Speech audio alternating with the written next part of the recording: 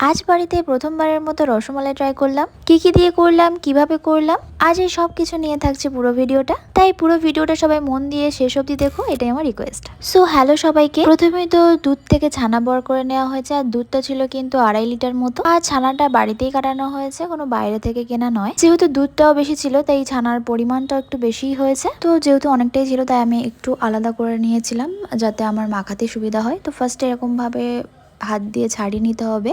তারপর আমি যেখানে দেখাচ্ছি ঠিক এটাই আসল জায়গা, এটা দিয়ে আমাদের মেন কাজটা করতে হবে। ঠিক আমি যেমনভাবে এটাকে ম্যাশ করছি বা ঘষছি ছানাটা, তোমরাও ঠিক এমনভাবেই করবে।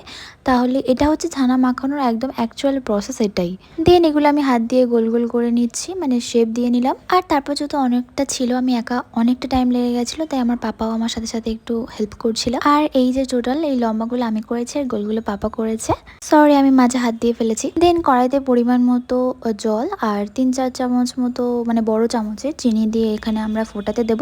এটাতেই অ্যাকচুয়ালি আমরা মিষ্টিগুলো ছাড়বো।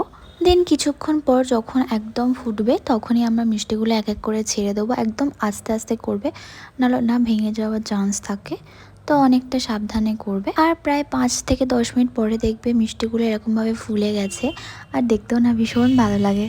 দেন এগুলো তুলেই সঙ্গে সঙ্গে ঠান্ডা জলে দিয়ে দেবে, মানে একদম ফ্রিজের ঠান্ডা বরফ যেটা জল হয় না সেটার মধ্যেই দিয়ে দেবে, দিয়ে শান্তভাবে রেখে দেবে। তারপর আলাদাভাবে একটু দুধ আর একটু কেশর আর একটু এলাচ দিয়ে একটু ভালো করে ফুটিয়ে নেবে, এটা সাইডে রেখে দেবে আর কি। দেন ঠান্ডা জলে যে মিষ্টিগুলো ভিজিয়ে রেখেছিল সেগুলো এরকমভাবে আস্তে করে হাত দিয়ে চেপে পুরো রসটাই, মানে পুরো জলটাই বার করে নেবে। নিয়ে যে পাত্রে তোমরা আর কি সাজাবে সেখানে আর কি রেখে দেবে। তো এরকম করে আমি সবগুলোই করে নিচ্ছিলাম। তারপর যে দুধটা বানিয়ে রেখেছিল এটা এমন ভাবে দেবে যেন মিষ্টিটা অর্ধেকেরও বেশি মানে দুধের মধ্যেই ডুবে থাকে। দেন প্লাস্টিকের যে র্যাপার হয় সেগুলো দিয়ে ভালোভাবে ঢেকে নেবো। দেন 3-4 ঘন্টার জন্য তোমরা এরকম ভাবে ফ্রিজে রেখে দেবে, তারপর তোমরা সার্ভ করতে পারো। তো আজকে ভিডিওটা এই রেসিপিটা বাড়িতে কারা কারা ট্রাই করছে তারা অবশ্যই কমেন্টে জানিও। এই পর্যন্ত, বাই।